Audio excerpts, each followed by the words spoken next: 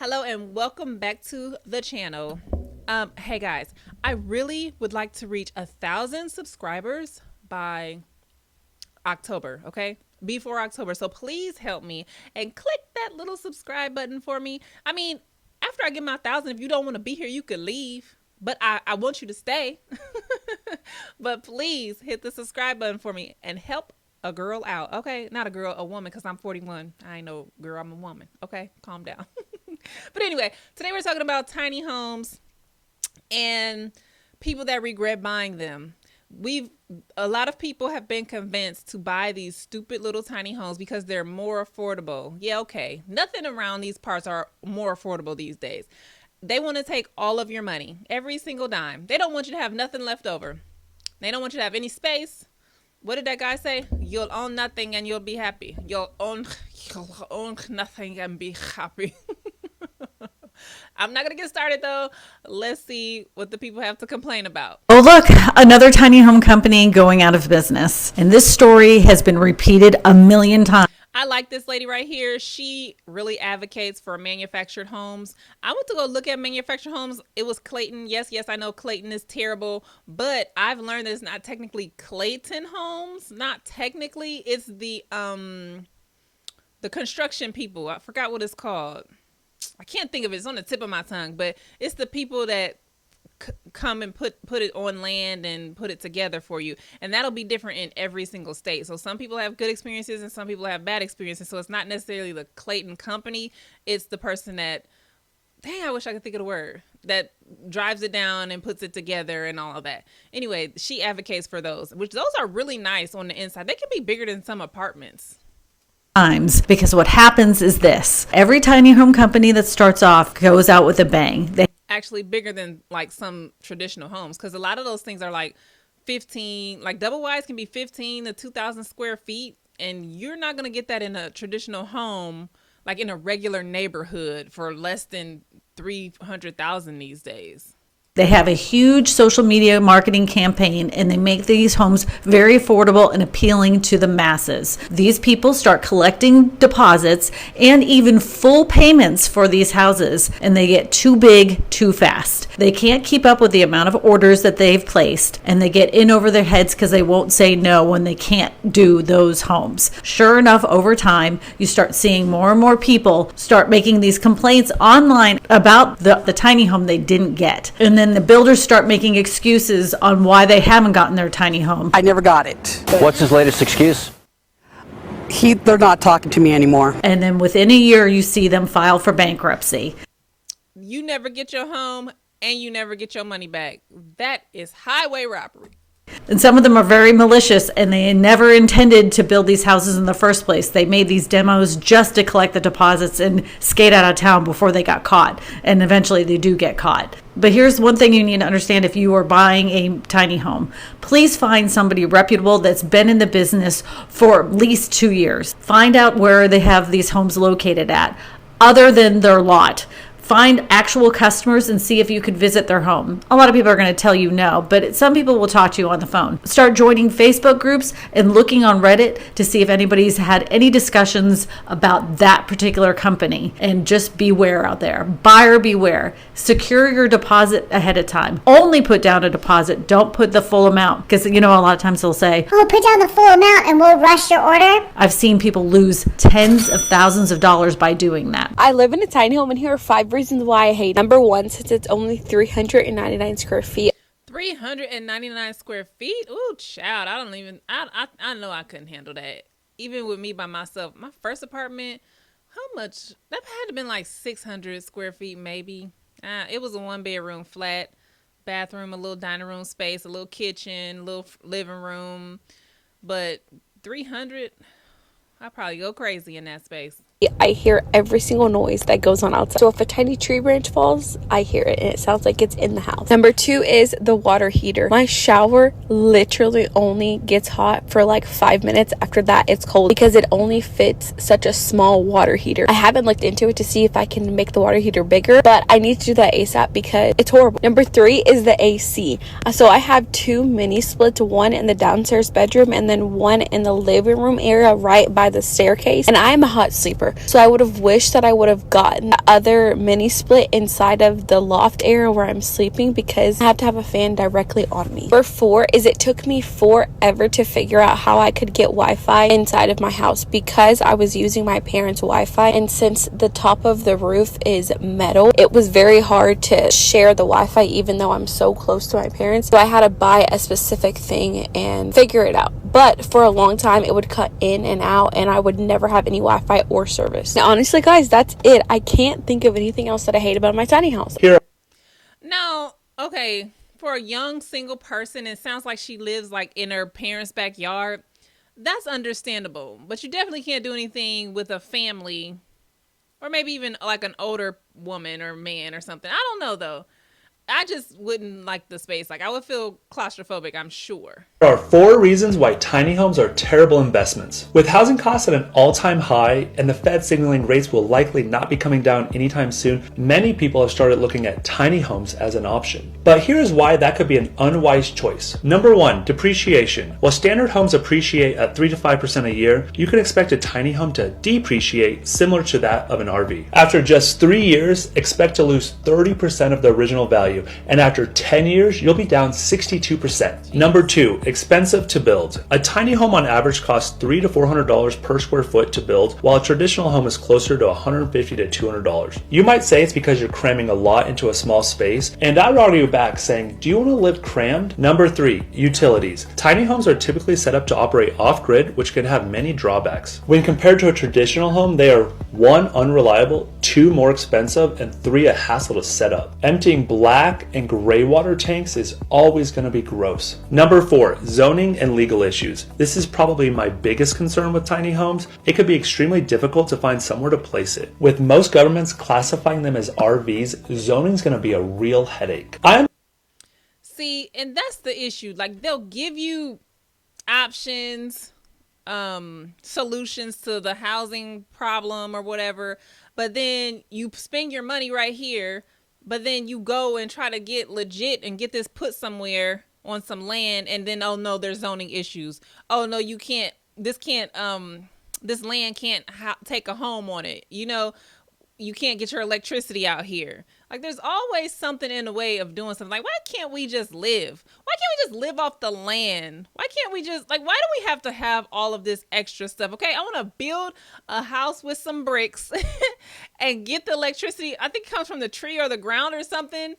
That's what I want to do. Okay, I don't want to have to call the electric company. I know I sound crazy, but y'all don't get it. Y'all, let me continue, because y'all don't get it.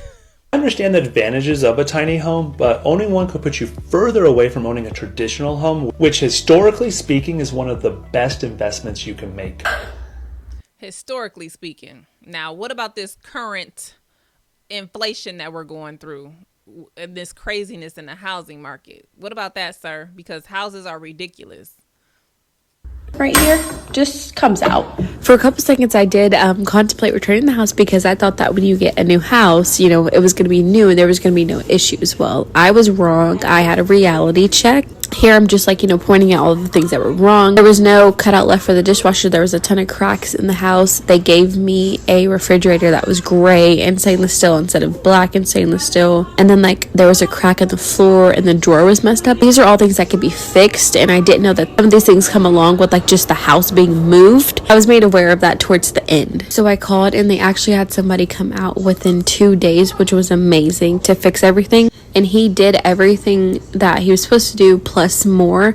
I am going to wait a little bit, like probably 2 to 3 weeks, for the house to settle, and then see what cracks arise then. And then there's a couple more things that he needs to come back and fix along with all of the cracks. So just a tip, if you didn't know, when you get a new house, there's going to be issues. No, I'm not returning the house. I was being dramatic in the moment, and yes, I am 100% thankful, and I know how blessed I am to even have this house. I'm pretty sure that's the girl from like the first or second video that we watched. But yeah, and if you think you have problems with this tiny home, child, just wait till we do a video on all the homes that they build and they paying $800,000 and it's just a bunch of crap.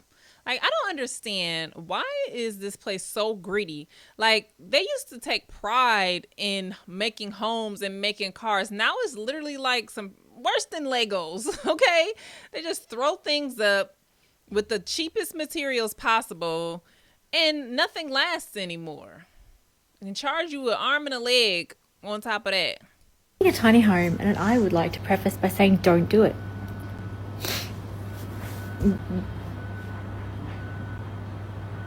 I think that's all I had to say. Thanks for that. Girl, you could have told us why we shouldn't do it. Ugh, I like this guy. His name is Zach. He's the reason I started this channel. Subscribe if you haven't already. This is the most affordable tiny home in San Antonio, Texas. $125,000 buys you this 2-bedroom home with 2 bathrooms. $125,000 for that tiny little home. Come on now. And it's built stupid. $4,000 down payment, and your mortgage payment would be $895 a month. Let's go check it out. Before we step inside, let's take a look at the driveway. It's a driveway for probably 1 car, maybe 2 if you park another one on the curb. No garage. Very minimalistic. As soon as you walk in, you probably see the entire house, but I would probably use this room for your dining table. There's a loft upstairs, so I would use the upstairs for your living room. This is going to be your kitchen. Everything is a little smaller, as you can see, even the sink and the dishwasher. This is where your stove is going to go, and then you have a space for your fridge on this side. There's going to be a regular size fridge, and you have some room here for, maybe like a pantry or maybe some storage, a desk. And then right next to it, you have your primary bedroom. Small room, but believe it or not, you can actually fit a king size bed if you lay it sideways, and yeah. A king size bed if you lay it sideways? Yeah, this closet is tiny. Okay, so I'm cutting it off there. He just goes over the rest of the house. But taking a look at the comment section, are you trying to sell it? I can't tell. $125K for a slice of a house is crazy work. Honestly, it's worth maybe $55 to $65K. I can't imagine how cheap it was to build, along with the 50 others that are identical right next to it. You really get the sense that this guy hates this house, but he's kind of trying to be professional. Those kind of neighborhoods creep me out. Like those cookie cutter neighborhoods, every house looks the same. It's just they got like 2 or 3 different colors. Everything is the same. I am so creeped out by that stuff. I don't know. It just reminds me of like some horror movie where something bad is going to happen, like The Purge or something. I don't know. And even the creator responds, trying my best. Now, we are currently living in the trailer, but we did live in the tiny house for 3 months while we remodeled the trailer, and honestly, it was unbearable. Let me show you. As you can see, there is pretty much 0 storage in here. There's no countertop. Every time I was making dinner, it was such a hassle.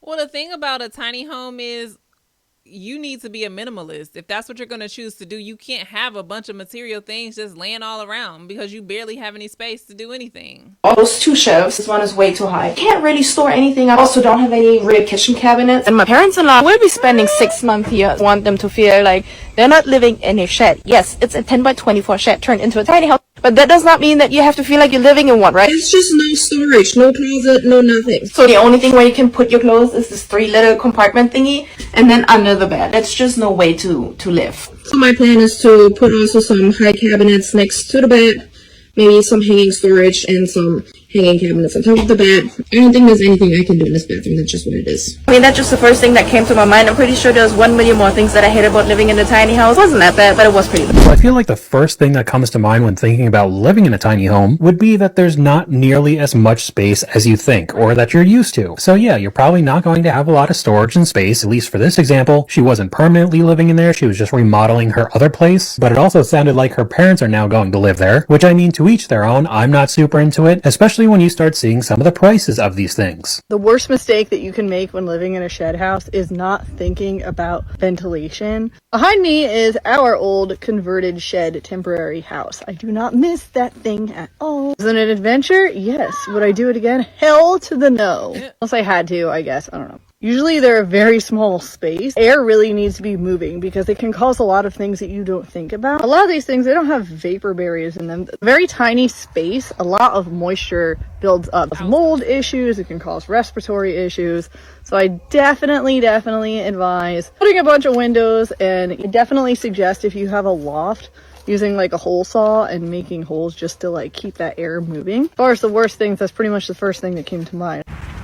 Yeah, if you're gonna take a shed to live in, you really have to know what you're doing. Make sure that air is flowing, because like she said, you can get mold in there, and you start breathing in mold, you're gonna be sick and you might even die. So just look up things on how to do it if you absolutely have to live in a freaking shed. I mean, tiny homes, I mean, it's not for me. but I mean, it's I'm sure it's better than renting, because you know the rent, they're gonna keep going, increasing it higher and higher and higher, and you have no control over it. Tiny home, at least you could pay it off and be done with it, as long as you have the proper utilities in place, and it's on the land where they ain't gonna bother you. Which, where is that? Nowhere. But this is, I think, a little story about a tiny house. Let me see what she's talking about. Do you want to know a funny story? So my uncle is a little out there, you know what I'm saying? Sorry, I had to turn on the lamp because y'all couldn't see my face good. So like I was saying, so anyway, my uncle, he's into them hippy dippy trippy girls, you know what I'm saying? So one of them owned one of them tiny houses, you know what I'm saying? And you know, everybody's like, oh, those are so freaking cute, and they conserve the energy, and I want one. I went over to her miniature humble abode. Okay. I was looking around like, damn, this thing fire. I want me one of these. I'm a little bit too claustrophobic, but this thing looked nice. Until this happened. My uncle's friends, his name is Drug, but his real name Doug, but you know, he do that stuff. Like, I literally seen this man fall like 40 feet out of a tree and pop up like it was nothing. Yeah. Anyway, Drug goes to the bathroom, and everybody in the house, in the miniature humble abode, bruh, the thing was cool. And then I got a whiff, and it just started getting worse and worse and worse, to the point where we had to evacuate the tiny home because it smelled like a dead animal. Because you want to know why? It's not like Drug was just, going taking a shit in a normal person house. The house is small. It's tiny house. So when somebody shits in a tiny house, you're gonna know. So for anybody who is thinking for a split second, oh, the tiny houses look so nice, they look so great, let me get one. Just know, when you say, everybody gonna know. They ain't no hiding that shit. Well, there's yet another reason not to get a tiny home. If that was the case, that if you live there or you go to your girlfriend's home, why would you do that while people are there? Like, or at least say, hey, could you guys step outside while I handle my business or something like that? That's absolutely disgusting. But anyway, what do you guys think about tiny homes? Let me know down below in the comments. Please subscribe to help me to get to 1,000 subscribers by October. I would greatly appreciate it, okay? Until next time, guys.